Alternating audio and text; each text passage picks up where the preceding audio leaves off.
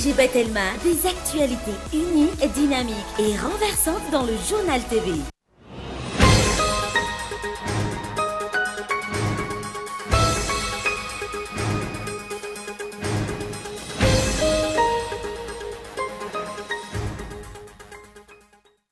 Tsy voafaritra mazava hatreto ny fepetra ny raisin'ny fanjakana ho an'ireo mpandeha avy any ivelany manoloana ny fisokafan'ny sistema manomboka rampitso raha nambarany mpisehatra amin'ny fizahantany tsy misy hatreto ny planning de vol ho an'ireo kompania raha fanazavana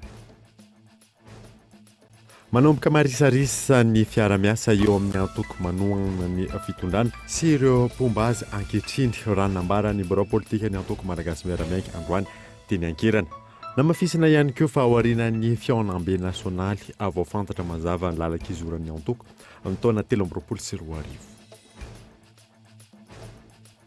sy ampiarina maro miankina amin'ny tontolo iainana no faty avoakatry ny fivoaovan'ny toetry ny andro raha tsy misy ny fivoarana aingana hoy ny WWF isan'ny olana raha ny fanazavana ny tsy fisian'ny rindran-damina amin'ny fiarovana ny tontolo iainana mitaraina ireo mpampiasa lalana sy ireo mpandeha noho ny fitoanana misy eto Antananarivo renivohitra sy ny manodidina antony mahatonga izany faharatsian'ny lalana miampy amin'izany ihany koa ny fiakaran-drano matetika maresaka iraisam-pirenena araka ny filazan'ny firenena mikambana mpitsompinenana maherin'ny rahetsy no mandao an'ny Ukraine hatramin'ny andohan'ny ady maro ihany koa ireo firenena mandray antanana azy ireo nandianao ary anao afaka fotoana fo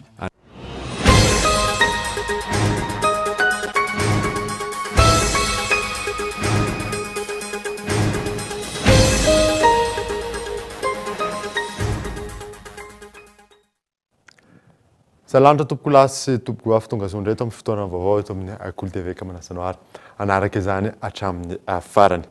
Nanamboatsika ny vaovao dia tsy voafaritra mazava hatreto ny fepetra ny raisin'ny fanjakana ho an'ireo mpandeha avy any ivelany manoloana ny fisokafan'ny sistema manomboka rampitso raha nambarany mpisehatra amin'ny fizahantany tsy misy hatreto ny planning de vol ho an'ireo kompania raha ny fanazavana Abraham Randriamanana.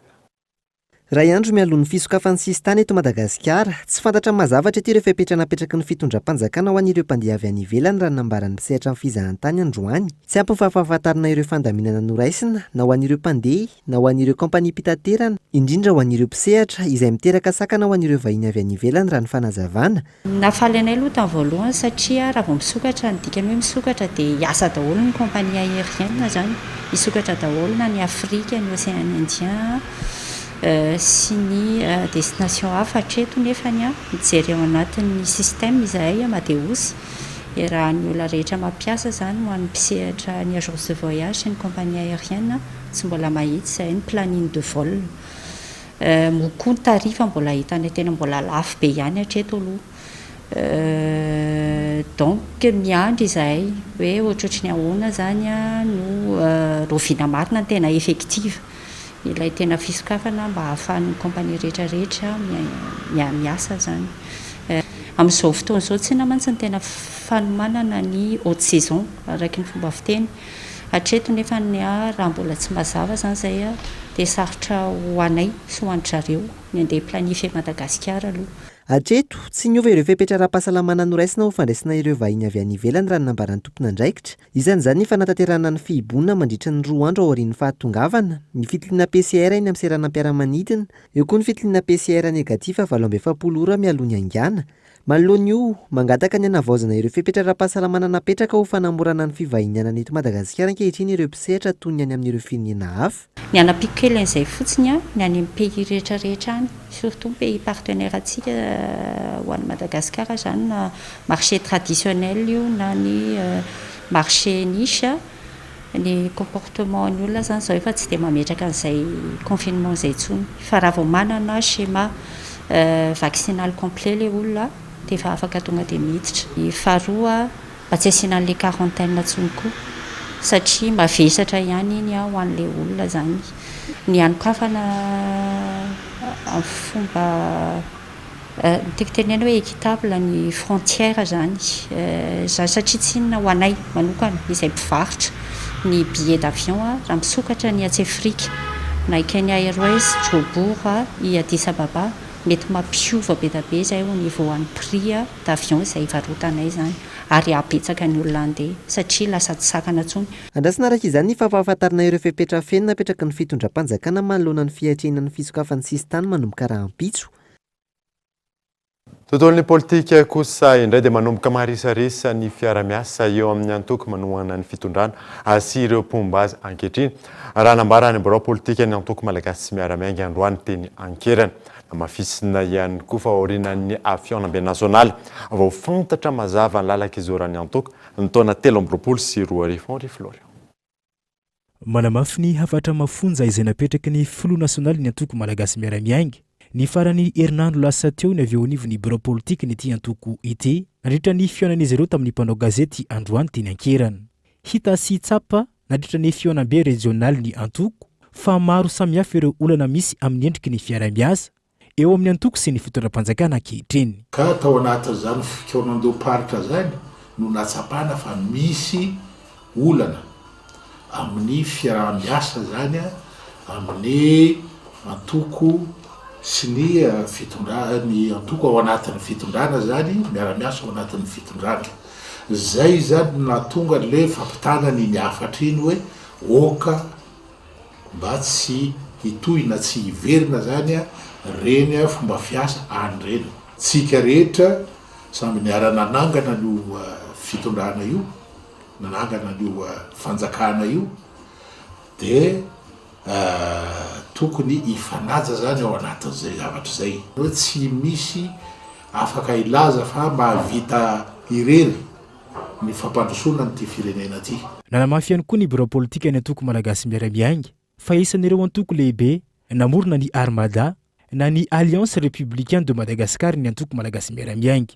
Miharihary ny fanelihana amin'izao fotoana izao ka hanaovan'izy ireo antso avy amin'ny tompona andraikitra. Izay zany nahatonga le afatra hoe mba tsy hananandratsy dia nampitaina amin'ireo tompona andraikitra maefa zay afaka manapa-kevitra ny hoe aleo mba ifanaja, aleo mba tazonina le fanarahana tamin'izay fotoana zay. Zahaigna mba tsy laza ohatra na tsy hanondro tena misy tokoa zany ny aty amin'ny foibe moa fa tsy lazaiko tsony ny raha tsika nahita reny tamin'ny fanomboana de nanana ministera vitsivitsy anankitelo ny malagasy miara-miainga tao anatin'ny fitondrana de niena amiandalana ohatrany fenatitra le izy nanjary roa de nanjary ray de nanjary tsy fantatra tsony zay aloha ray anaraka an'izay tsy aty anivony foibe ihany fa any amin'ny faritra koa zany de ahitana an'izany olana zany amin'ny fiaraha-miasa ny anivony gouvernora ohatra fiaraha-miasa amin'ny solomavambahoaka ohatra reo maire malagasy miara-miainga ireo de atao ankilabao. No mafisin'izy ireo ihany koa fa aorian'ny fivoriam-be nasionaly vao fantatra ny fanapahan-kevitra ho raisy ny antoko malagasy miara-miainga na hanohy ny fiarahandi amin'ny fitondram-panjakana ankehitriny na hanolotra kandida any amin'ny fifidanana ho an'ny taona 2024 sy 2024. Amin'ny antoko politika moa ny antoko politika ane natao andray anjara amina fifidianana fa andray anjara manahoana zay ngamba fanontaniana hoe andray anjara hiaraka ambiza sa hanolotra kandida sa ny ohatran'izao de mbola averinay foana fa ny malagasy miara-miainga de antoko politika ka amin'ny antoko politika anazy zay dia ny congrès no faratampony zany amin'ny fandraisana fanapahan-kevitra. Io zany no manapaka hoe raha handray anjara tsika de hanana kandida manokana ve sa hiaraka amina kandida hafa. Ny androany zany ny sura hoe mandray anjara ny malagasy miara-miainga fa le fomba fandraisany anjara no tsy maintsy ny congrès zany manapaka an'izay. Mety hiteraka savorovora ny fanazavana hatrany raha toa ka mitohy ny fomba fiasa tahaka izao. Na eo aza izany rehetra izany mandray anjara mivantana sy ankolaka amin'ny toedra ara-pirenena ny antoko ary anisan'izany ny fankalazana ny andron'ny vehivavy amin'ny fahavaliny volana martsa ho avy izao. Ho hita amin'ny ihany koa ny mety ho toy ny fanapahan-kevitra iraisin'ny antoko manoloana ny zava-misy ankehitriny. Amitaky ny fanarenana ny andinin-dalàna mahakasika ny zone franche anatin'ny LFI 2024 ankehitriny anivon'ny GEM raha nambaran'izy ireo ampiempotra ny fampiasana vola eto Madagasikara ny fanafoanana ny lalàna mahakasika ireo orinasa afaka Abrahama Randriamanana. Ampihemitra ireo mpampiasa vola isehatra eto Madagasikara ankehitriny ny fanovana amin'ny fitsipy-dalàna momba ny orinasa afakaba voafaritra ny lalana amin'ny fehitetim-bola 2024 raha nambarany avy eo anivon'ny GEM. Anton'izany ny fanafoanana amin'ny fepetra manokana mikasika ny fandoava-ketra ho azy ireo raha ny fanazavana. Karazana hoe hofanana mihitsy ny spécificité fiscale ny zone franche fa abdina droit commun le izy.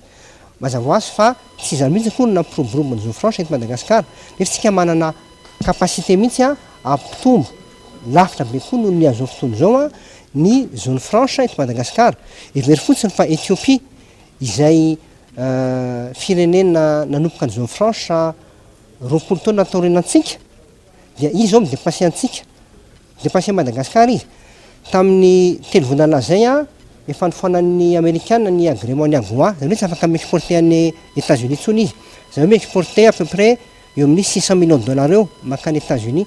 Azontsika récupérer daholo 600 millions de dollars eo, atria tsy afaka manondrana tsony.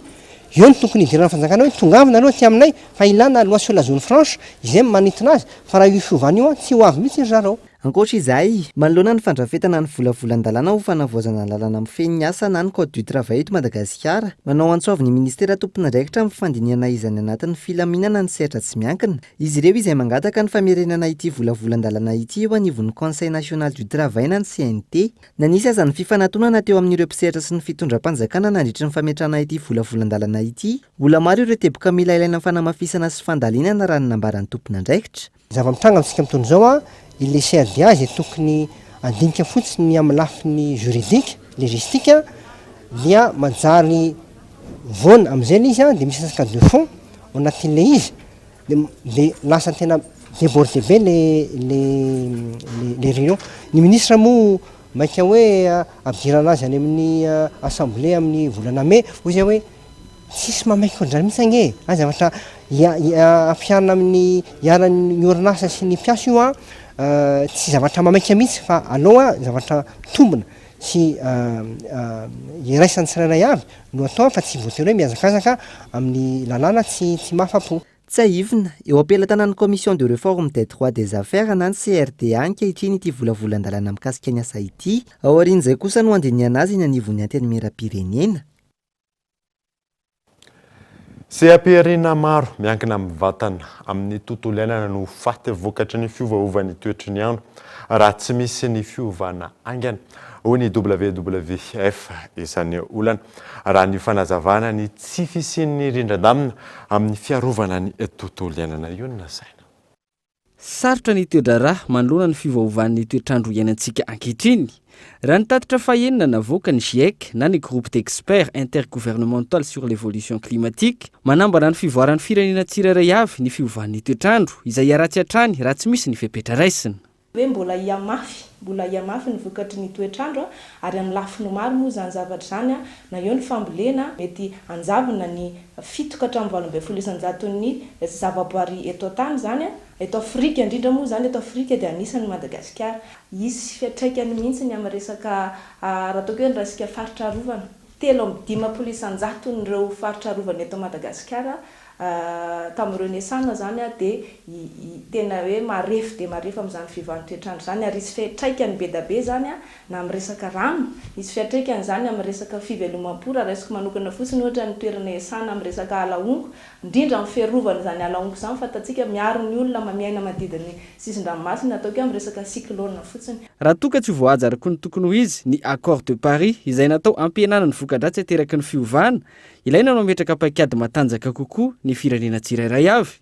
Ireo firenena manitra anatin'izany Madagasikara no tena marefo manoloana ny voka-dratsy ateraky ny fiovahan'ny toetrandro ho hiatran'ny fanazavana. Ajono zany matetika moa tsika tena hoe ny olona ny fotony ny aina amin'ny tena hoe fivelomam-po anankiray ny tanjona zany zao dia ahoana nafana hoe manamaro an'ireo fivelomam-po mba tsy hoe raha misy fiatraikany amin'le fivelomam-po ataoko hoe jono le fiovan'ny toetrandro dia tena hoe tsy ampy-ara-tsakafo le olona na ho sahirana le olona fa mba ahafahany hoe manana fivelomana maro zany izy ahafahany miatrika an'izay toetrandro zay. Raha ohatra tsika ka tonga any amin'ny 2.5 degré Celsius na mihoatra an'izay dia mety maro ireo sehatrasa ataoko hoe sehatrasa ireo sehatra ataoko hoe secteur angamba ny ilazako anazy hoe tena mety tsy ho afaka hoarenina ka mila ezaka be da be zany zavatra zany ary fandraisana andraikitra ho an'ny tsirairay satria ny andraikitra raisitsika androany dia mety hanova zavatra any aoriana any.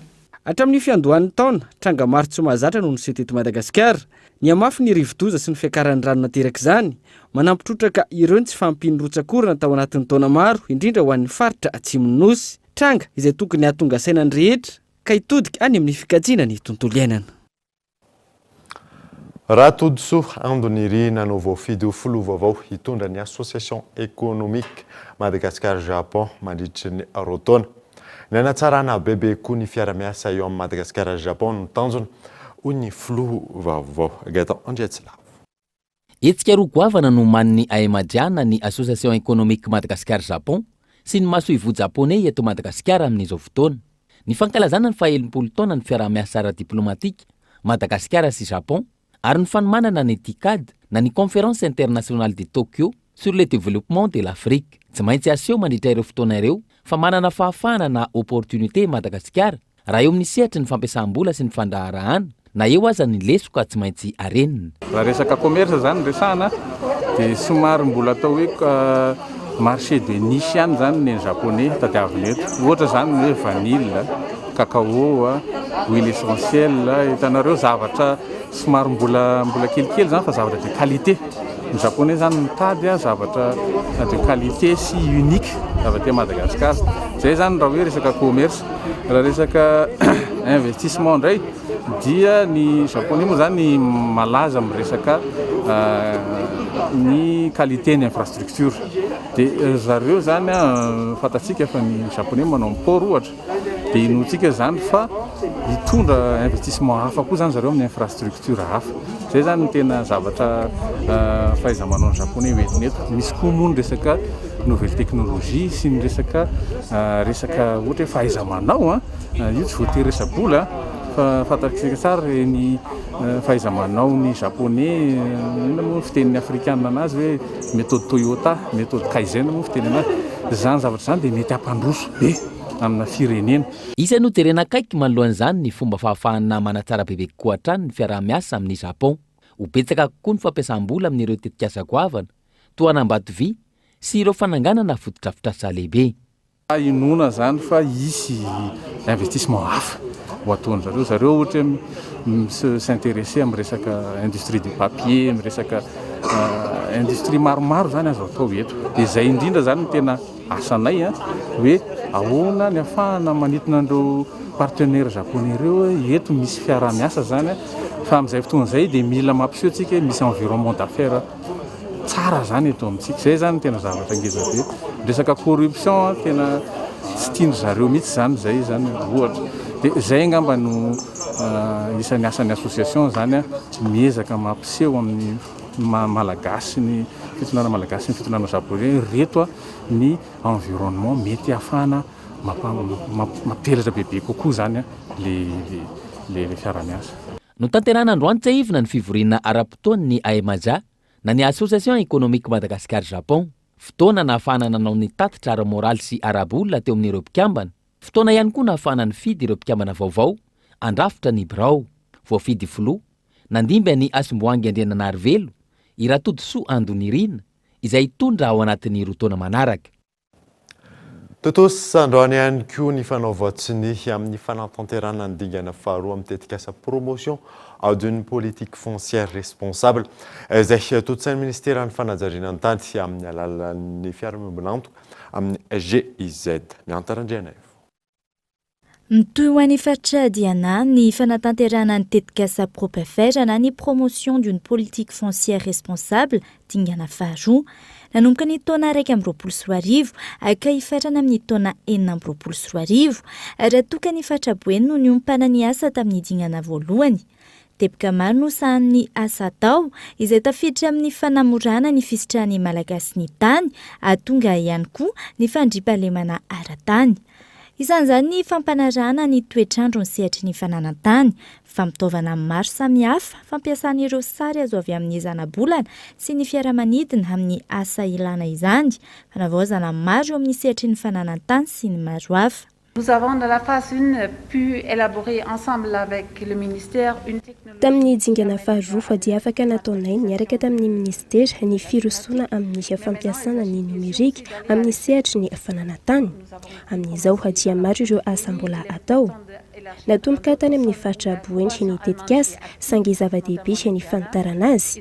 Izay no antonona nohizana ny tetikasa any amin'ny izany no antonona nohizana ny tetikasa any amin'ny andiany faharoa ary antenaiko fa tsy any ihany no anatotosana ny asa fa hitatra hatrany ny fiarah-miasa. Isan'ny asa atao ny fanatsarana ny fomba fiasa, ny fanaovana ny fotodrafitrasa maro, fa eo ihany koa ny fanatsarana ny fitantanana amin'ny ankapobeny, tafiditra amin'izany ny lafiny ady amin'ny kolikoly. Amin'ny lafiny rehetrarehetra amin'ny famoahana karatany no tena sy ny fananantany no idiran'ny ProPFR. Raha teo aloha ny fatoka manokana tamin'ny resaka birao ifoton'ny fananantany sy ny famoahana karatany dia nahatsapa fa ilaina ihany koa ny manamafy an'ireo birao iombonana, izany hoe ny fitsinjaram-pahefana no amafisina fa nojerena ihany koa ny service déconcentré amin'ny ankapobeny, izany hoe miara-dalana ny service décentralisé sy ny service déconcentré satria iray ihany ny service foncier eto Madagasikara. Dia izay no hoatsaraina amin'ity dingana faharoa ity. Ny Ministeran'ny Fanajarianan-tany sy ny Fananantany no manatotosa ny tetikasa ary manohana ny fanatanterahana izany ny mpiara-miombonantoka GIZ. Tosaina androany fanaova-tsonia amin'ny fanatanterahana ny dingana faharoa ny tetikasa ProPFR ity. Tanjona maro no tratrarina amin'ny alalany. Tena ny zava-dehibe araka ny voalaza teo miditra amin'ny dingana faharoa tsika amin'ity tetikasa ProPFR izay ivatsiny ny GIZ sy ny gouvernement Allemagne vola ity. Midika izany fa nisy fiantraikany ary nisy vokatra azo tamin'ny dingana voalohany ary ny dingana faharoa dia nitatra an'izany ny amin'ny faritra hafa ankoatran'ny Boeny dia ny faritra Diana. Hita tao anatin'ny dingana voalohany iny fa azo atao ary nahitana vokatra ny fikarohana sy ny fomba fiasa ara-teknika maro ny rana tamin'ny mpiara-miasa teo anivon'ny fananantany amin'ny hanamorana ny azahoany ny vahoaka ny fotony ny tany fa indrindra ny tsisiny ny ady tany amin'ny lafiny mety hipotrano izany amin'ny lafiny rehetrarehetra, na ohatra tsy fihetezan'ny karatany ohatra na ny tsy fihetezan'ny saritany na koa eo amin'ny fiarahamonina amin'ny ankapobeny.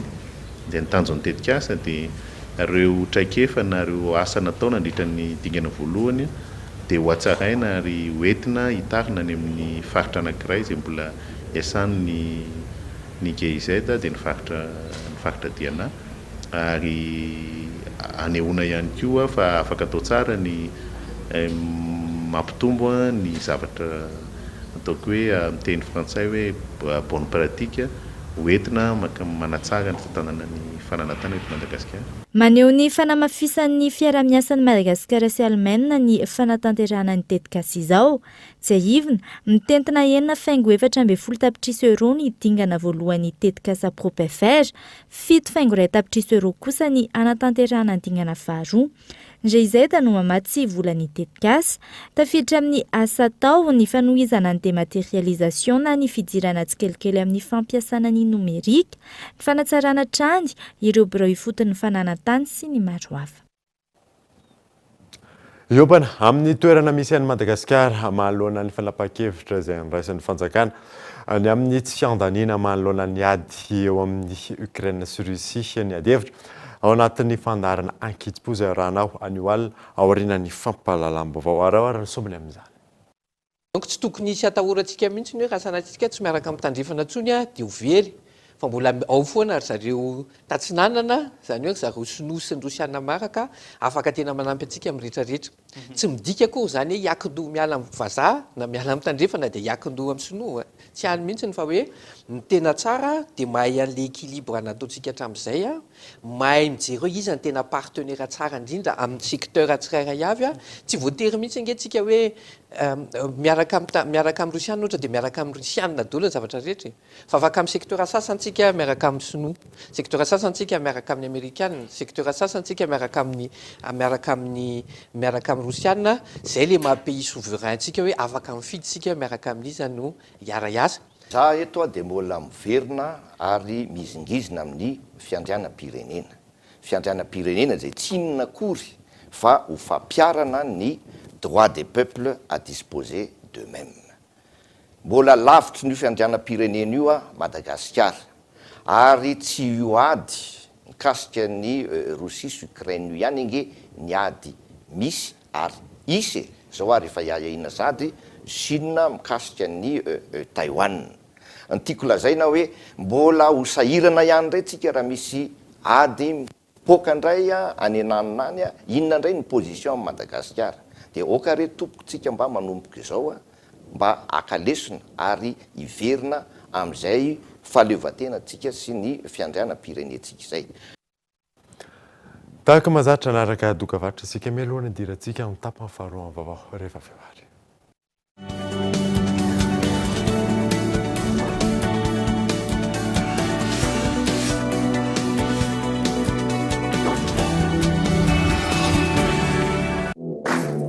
First Plus, l'offre all-in-one pour vous en abonnement, appel, data et SMS vers tous les opérateurs et à l'international. À partir de 20 milliards TTC seulement. Abonnez-vous en Telma Shop.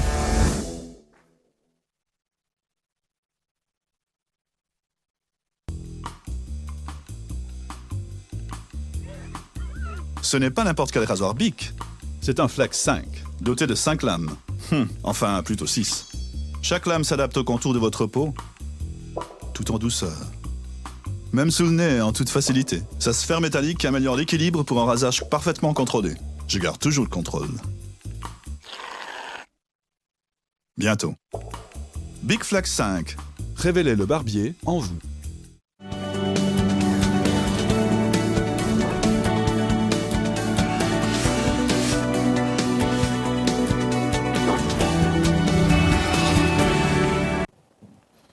Vereto amin'ny fampahalalam-baovao isika. Ny tsy fampiny fanaramason'ny ray aman-dreny no hoe samampirongatra ny herisetra ara-pananana eto Madagasikara. Ireo olom-patatra sy ny namana ihany no manao ny fanarotana ho ny afrasa monim-pirenena. Io ny nasaina. Ny 4.7 isanjaton'ny zaza malagasy eo anelanelany 4.10 hatramin'ny 6.10 taona no manomboka mampiasa ny interneto ary ny 8.2 isanjato no mampiasa izany mihoatra ny 5 ao anatin'ny herinandro. Araka ny analyse de la situation sur les abus et exploitation sexuelle des enfants en ligne no tanterahan'ny faramonim-pirenena Ekipaty France sy ny UNICEF tamina tanan-dehibe enina teto Madagasikara, Nosy, Antananarivo, Mahajanga, Tomasina, Toliara ary Taolaniaro. Araka ny valin'io fanadihadiana io hatrany, ny tambazotra tserasera Facebook no antony ampiasainy 7.0 isanjato ireo ankizy sy tanora mampiasa ny internet. Amin'ireo araka ny tarehimarika hatrany 4.4 isanjato no efa niara ny fanararotana aranofo tamin'ny tambazotra tserasera. Tarehimarika izay mampiseho ny tsy fahafehezan'ny ankizy sy ny tanora, indrindra ny vehivavy ny fampiasana ny internet eto Madagasikara, ary saika ireo olona manodidina ihany no manatanteraka ny fanararotana aranofo. Matetika dia miainga amina zavatra ohatrany hoe fifandraisana tsotra ny ataony mpanao fanararotana nefa efa manana tanjona izy ho tonga amina fanararotana mamoafaty dia eo amin'ny alalan'ny soratra, amin'ny alalan'ny sary. Eo koa ny fanaovana diffusion directe amin'ny alalana outil maromaro. Anisan'izay ohatra ny streaming. Ny zavatra hita zany dia fifanakalozana sary mamoafaty sy fifampiresana ho tonga amina fiaonana izay mefara amina fanararotana mamoafaty. Zay zany zavatra be mpitranga indrindra. Ankoatran'izay misy ireo ankizy izay mieritreritra hoe namana ihany na sipasipa zay zany zavatra mitranga matetika. Isan'ny mahasarotra ny famongorana ny herisetra mahazo ny ankizy sy ny tanora amin'ny internet eto amintsika ho hiatrany ity fiarahamonim-pirenena ity ny tsy fampiny ny fandraisana andraikitry ny ray aman-dreny. Manana didy sy andraikitra ngeza be tokoa ny ray aman-dreny izay mini tsy miditra ao anatin'ilay tontolon'ny teknôlôjia vaovao satria ao anatin'ny fanadihadiana nataonay tsy fantatry ny ray aman-dreny ny akabetsahany zavatra ataon'ny ankizy ao anaty internet. Mampiasa an'ireny antsoina hoe tambazotra tserasera ireny ary tsy an'ilay ray aman-dreny akory dia ho anatin'izay indrindra ny anisany fanentanana ataonay ny fampirisihana indray aman-dreny hiditra ao anatin'le tontolo ny teknôlôjia satria izay zava-misy amin'izao fotoana izao tsy azo hidivirana izay dia matetika indray aman-dreny dia manome fotsiny an'le fitaovana entinay ankizy anaovana internet fa zavatra toronay io an'ray aman-dreny zany amin'izao fotoana izao dia sady manome no mianatra ihany koa ary misoroka sady hoe inona mety ho loza ho ateraka le fampiasana an'le internet. Ho an'ny fiarahamonim-pirenena miady amin'ny herisetra ekipaty France, niompana kokoa tamin'ny fanentanan'ireo ankizy, mpianatra atao amin'ny CEG Ampiflo, amin'ny fahaizana mampiasa ny internet no nentin'izy ireo nanamarina ny andro iraisam-pirenena ho an'ny ady amin'ny herisetra aranofo. Isaraka aminao a? Misara amikeny aparetaka tanaty be daholo sarinao miboridana aty aminy. Tena samy ve? Ahoana e? Aparitaka reto karanga. Valio. Androany kosa nampahafantarina tamin'ny fomba ofisialy ny paikady vaovao ny Waterred maneran-tany amin'ny taona 2024 hatramin'ny taona 2023 mizara 4 mazava ny tanjona vaovao manodidina ny rano. Yves Richard. Rola-vitrisa maneran-tany n'olona vaovao afaka nisitraka rano fisotro madio no fanadiovana sy ny fidiovana tamin'ny alalan'ny Waterred nanomboka ny taona 2000. Mbola lavitrezaka izany raha oharina ny fanampy napetraka anatin'ny tanjon'ny fampandrosoana lovain-jafy. Araka ny fanazavana nentin'ny tompon'andraikitry ny Waterred eto Madagasikara. Maro ny sakana amin'ny fampisitrahana rano fisotro madio ny fidiovana sy fanadiovana ho an'ny firenena afrikanina maro toa ny Madagasikara. Ny fanatsarana io izay isan'ny tafiditra anatin'ny paikady vaovao ny Waterred maneran-tany anatin'ny folo-taona manaraka. Isan'izany ny fanamafisana ny fampisitrahana rano fisotro madio sy ny maro hafa. Dia ny voalohany zany dia ahafahan'ny olon-drehetra amina toerana anankiray izay ho safidian'ny Waterred mba hisitraka daholo zany ny olo anatin'io faritra io izay rano azo antoka izay sy ny fahadiovana fidiovana. Dia efa fantatsika amin'izao efa miatra amintsika eto Madagasikara, miatra amin'ny firenena manontolo ny fikorotana toetrandro dia nametraka tanjona manokana zany Waterred ao anatin'ny paikady iraisam-pirenenany mba hijery ny mety ho fiantraikany zany fikorotana toetrandro zany any amin'ny sehatry ny rano fahadiovana sy fidiovana. Tanjona fara moa zany dia ny mba hanatsarana ny famatsimbolan'ny sehatry ny rano. Maro ny antony nampahafantarina rapomba ofisialy amin'ny paikady vaovao ny Waterred maneran-tany. Tafiditra anatin'izany ny fampiomanana mialoha ny tompony andraiki-panjakana sy ny mpisehatra mahakasika ny fanampy ho tratrarina anatin'ny folo-taona manaraka indray. Karaha indray zany le tanjona nolazaina teo dia ohatrany indray fitrangana dia anisan'ny antony nanaovana fampahalalana ny paikady iraisam-pirenena androany ihany koa ny hoe mba hianto sahady ireo mpisehatra rehetrarehetra, ireo mpiara-miombonantoka, ireo mpamatsy vola mba hijery hoe ohatrany ahoana tsara le orientation an'ny Waterred iraisam-pirenena ka vonona vetra zareo hiara-iasa amin'ny fametrahana indray le paikadin'ny Waterred Madagasikara manokana. Fa eo ampamola volana an'izay paikadin'ny Waterred vaovao izay Waterred Madagasikara dia misy zany izay fikonan-doha miaraka amin'ny mpiara-miombonantoka hoe aisintsika zany no tena hifantoka zany amin'ity paikady vaovao ity. Iroso amin'ny fandrafetana ny paikady vaovao ny Madagasikara mahakasika izay fanatsarana ny fahazoana rano fisotro madio. Ny fanadiovana sy fidiovana izay ihany koa ny Waterred Madagasikara aorian'izay. Iainga avy amin'ny paikady maneran-tany ny fandrafetan'izany saingisy ny fikonan-doha. Mpisehatra eto an-toerana ampifanarahana azy amin'ny zava-misy eto Madagasikara. Amin'ny paikady izay tombana nivoaka amin'ny volana Novambra ho avy izao. Lafy vaovao hafa kosa indray dia mitaraina ireo mpampiasa lalana sy ny mpandeha ny fitohanana misy eto Antananarivo renivohitra sy ny manodidina amin'izao fotoana izao. Antony mahatonga izany moa ny faratsy ny lalana miampy izay ihany koa ny fiakaran'ny rano matetika fanadina. Miantoka fivezivezen'ny olona sy ny entana ny lalana. Raha ny hita eto an-toerana, maro ny lalana simba ary miteraka akon-dratsy eo amin'ireo mampiasa izany. Isan'ny antony mahatonga fitohanana famovozana voalohany ny faratsy ny lalana. Ny ampin'ny rotsakorana nateraky ny andro ratsy ny sesesy tato ato. Mitaraina ireo mpitondra fiara manoloana izany. Ny faratsy ny lalana aloha zany dia ny arabe koa zany hita hoe mbola hita hoe misy tomobile mipetsaka amin'ny sisin'ny arabe. Fa ny tena fototsy ngeza be dia ratsy ny lalana. Voalohany aloha dia mandoa hetsy ara-dalàna izahay, ary ny fahafantarana ny hetsy ara-dalàna izay alohanay dia misy natokana ho antoreteny ny lalana. Izany hoe tokony efa akiza ny lalana tsara eto Antananarivo, fa dia manao antsoavy izay hoe amboary ilay lalana e.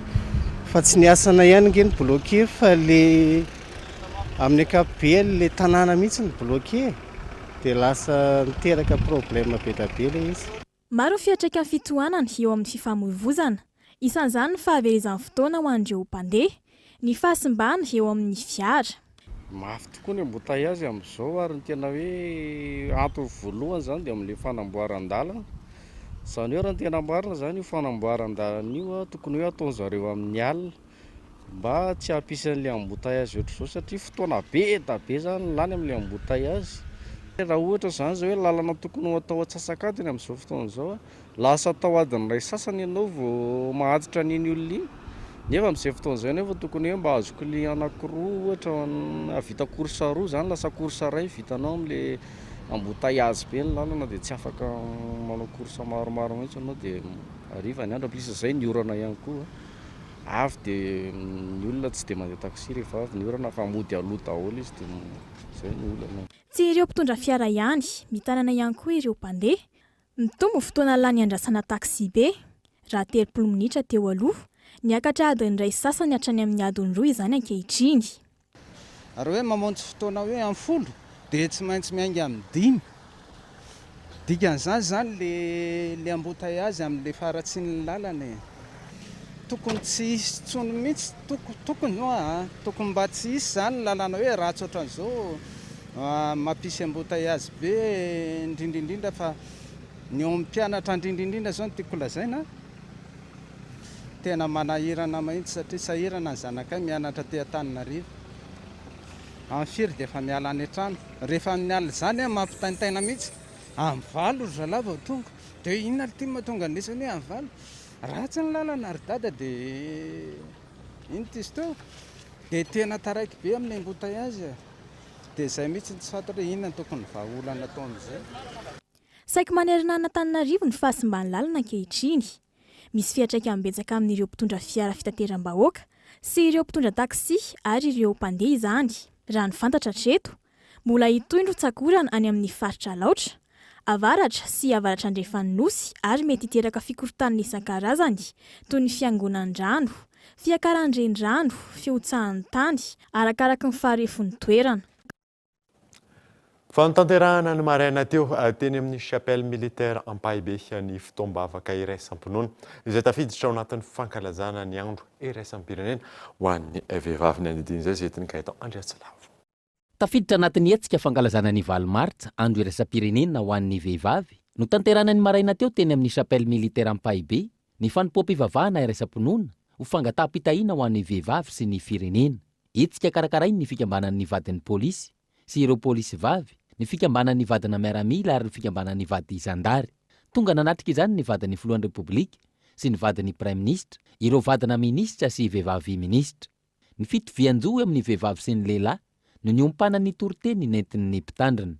Ny ova fa lasa hijesoa ndray no mitory ary arafanina ka natonga ny olona teny le hoe tsy no filazanao ihany vehivavy fa ny tena nanitsy no mandrefa izy tokoa no mpamonjy izay le hoe iray ihany isika rehetra, iray ihany tsy misy hafa eo anaty Andriamanitra. Tsy fankalazana fotsiny ihany ny andro ny valo martsa fa ezaka lehibe amin'ny fizakan-tenan'ny vehivavy ahafahana mametraka sy manaja ny fitovian-jo.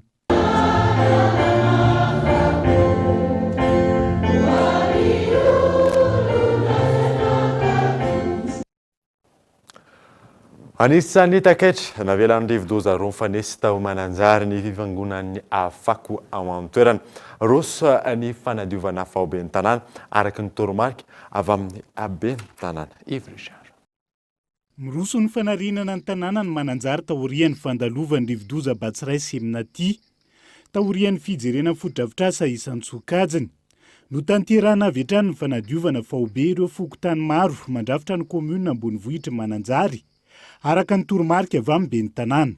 fantarina satria taorinan rivodoza roa nyfanesy teo a dia hita fa mitavokona zany ny fako eto tamin'ny tanàna komuniste mananjara dia araka ny vaiko azo tamina le matoavin'ny tanàna zany dia atao a zay farany fotoana aingany indrindra manesy reo fako eto amin'ny tamin'ny tanàny mananjara dia manatanteraka ny vaiko mihitsy zao amin'ny fanadiovana ny tanàna. Nahetsika avokoa araka izany mpiasa rehetra teo anivon'ny komuna nanafanganana ny asa fanadiovana. Nampiasaina milina goavana ihany koa ny fanadiovana. Amerina aingana ny fahadiovana na hafantarana ny mananjary hatrizay raha ny fanazavana hatrany. Ndrembava kosa eo amin'ny vaovao ara-panatanjahantena dia arahanao manomboka rampitso 5 martsa hatramin'ny 12 martsa 2024 avy izao ny Ligue africaine de basketball izay arahanao mivantana eto amin'ny Kolo TV amin'ny alalan'ny faisceau hertzienne izay lalao rehetra izay manomboka rampitso amin'ny valora sasany alina araka izany ny fionana eo amin'ny Sénégal sy Guinée. Zay va dia antsika maresaka iraisam-pirenena dia araka ny filazan'ny firenena mikambana ampitsopony mahery ny ray tapitrisy no nandao an'i Ukraine hatramina nomboan'ny ady maro ihany koa ireo firenena mandray antanana azy ireo fanadina. Milahatra eny amin'ny sisintany manelanelana ny Ukraine sy Moldavia avokoa ireo mponina ao Ukraine amin'izao. Maro ireo mpitsoponenana manoloana ny ady any amin'ny firenena izy ireo. Mahery ny ray tapitrisa eo ireo mpitsoponenana ao Ukraine. Misy ny fisafana izay atao mialohan'ny elan'ireo mponina ka tsy afaka mandeha ireo lehilahy mbola afaka miady ka tsy maintsy mijanona ary miandry ny fampiantsoana azy ireo. Ho an'ity raim-pianakaviana iray ity, nandefa nivady aman-janany tao Moldavia fotsiny izy ary tsy maintsy niverina ao Ukraine indray miatrika ny ady. Raha ny fanazavana, hiezaka hiazo ny Alemaina nivady aman-janany ary angataka taratasy mampitsoponenana azy ireo. Voatery tsy maintsy mitsoaka ihany koa ireo mponina amin'ny faritra izay tsy mbola misy ny fanafiana. Matahotra izy ireo, antony efa maro ireo faritra manodidina azy ireo ho notafiany ireo miaramila Rosiana. Manafika ny toeram-ponenana mihitsy ireo miaramila Rosiana raha ny fanazavan'ireo mponina. Isan'ireo firenena mahantra indrindra ao amin'ny kontinenta Europeana i Moldive. Fa mandray ireo mpitsoponenana avy ao Ukraine. Amin'izao, mangataka fanampiana amin'ny vondrona iraisam-pirenena izy ireo, hanampiana ireo mpitsoponenana ireo. Dia ny maresaka iraisam-pirenena iny manakatonao vao tamin'ity andro andehankatrana nanaraka izany soava tsara azy tompoko.